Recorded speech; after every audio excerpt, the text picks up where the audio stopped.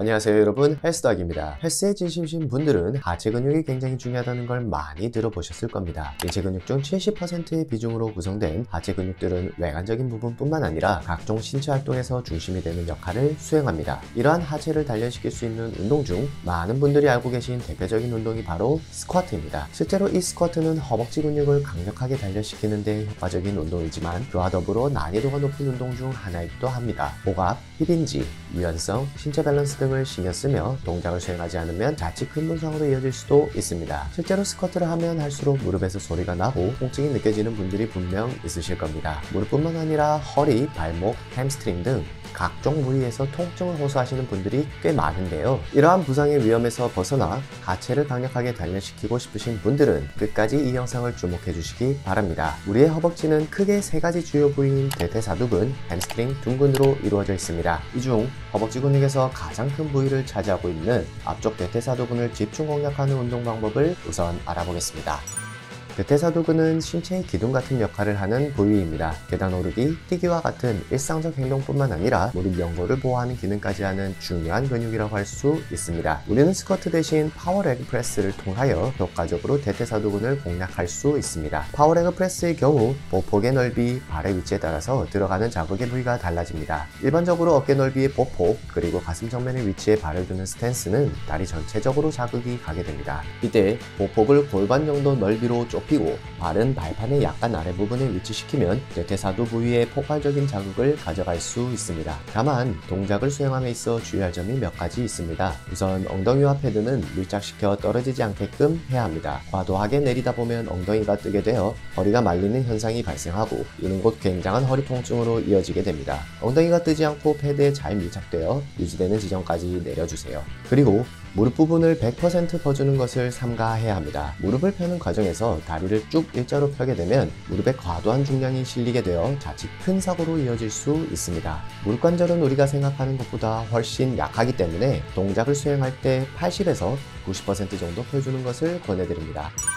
이어서 대퇴사두근의 상부까지 자극을 줄 수 있는 레그 익스텐션 운동입니다. 스쿼트와 같은 복합관절 운동이 아닌 머신을 이용한 단순 관절 운동이기 때문에 훨씬 난이도가 쉽고 대퇴사두근에 강한 자극을 줄 수 있습니다. 외국의 한 연구 결과에서 스쿼트와 레그 익스텐션 두 그룹으로 나누어 허벅지 근육의 활성도를 각각 비교해 보았습니다. 이때 대퇴사두근 중 대퇴직근은 레그 익스텐션에서 근육 활성도가 비교적 높았는데 특히나 허벅지 위쪽 부분에서는 더 강한 활성도를 보여주었습니다. 이처럼 효과적인 레그 익스텐션은 자신의 신체에 맞게끔 머신을 세팅해야 더욱 큰 자극을 근육에 줄 수 있습니다. 발목 패드는 정강이 쪽이나 발등 쪽이 아닌 발목 부분에 패드가 정확히 위치할 수 있게끔 조절해야 합니다. 그리고 무릎 안쪽 부분은 패드에 밀착이 되게끔 등받이를 조절하여 머신을 세팅해야 부상 없이 동작을 수행할 수 있습니다. 동작을 수행할 때 무거운 중량을 들고자 억지로 무릎에 반동을 주어서 이용하는 것을 주의해야 합니다. 반동을 줄 경우 엉덩이가 뜨게 되고 이는 허리와 무릎 쪽 부상으로 이어질 수 있습니다. 다리를 찬다는 느낌이 아니라 허벅지 상부 근육에 힘을 주면서 반동 없이 밀어 올린다는 느낌으로 진행해 주시기 바랍니다. 무릎을 단순히 접었다 폈다 하는 동작은 무릎 부분에 상당한 무리가 가므로 주의해 주셔야 되겠습니다. 앞의 두 가지 운동을 통해 허벅지 앞쪽을 집중하였다면 마지막으로 허벅지 뒷근육인 햄스트링을 공략해 주어야 합니다. 앞 허벅지와 햄스트링 간의 근육 밸런스가 깨어진다면 운동을 할 때 부상의 원인이 될 수 있으므로 필수적인 과정이라 할 수 있겠습니다.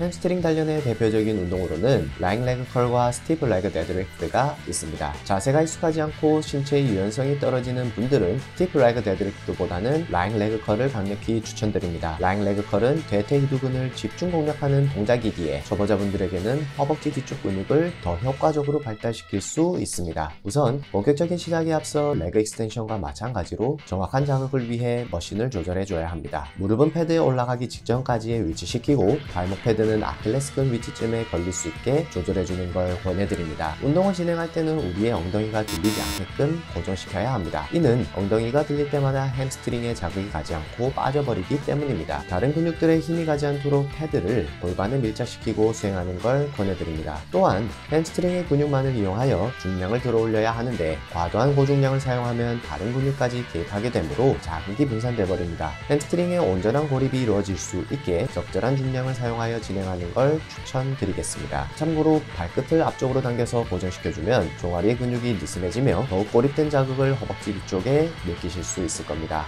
이번 영상에서 소개된 3가지 운동 방법들로 여러분은 강인하고 두툼한 허벅지를 만들 수 있게 되었습니다. 스쿼트를 수행하면서 무릎과 허리에 상당한 통증을 느끼셨던 분들은 이에 3가지 운동 방법들을 활용하여 효과적인 하체 루틴을 구성해보세요. 물론 어떠한 운동이든 부상의 위험은 존재합니다. 따라서 스쿼트가 아닌 다른 운동을 하더라도 반드시 운동을 하기 전에는 하체 근육들을 충분히 풀어준 뒤 수행해야 합니다. 폼롤러와 마사지 볼들을 활용하여 근육을 충분히 이완시켜 본 운동에 들어가 주시길 권해드립니다. 그리고 스트레칭을 하며 체온을 올리는 것 또한 빼먹지 말고 수행해 주시길 바라겠습니다. 그럼 다음번 영상에서도 여러분의 헬스 일상에 플러스되는 내용들로 찾아뵙겠습니다. 영상이 도움되셨다면 좋아요와 구독 부탁드리겠습니다. 오늘도 건강해지는 하루 되세요. 이상 헬스더학이었습니다.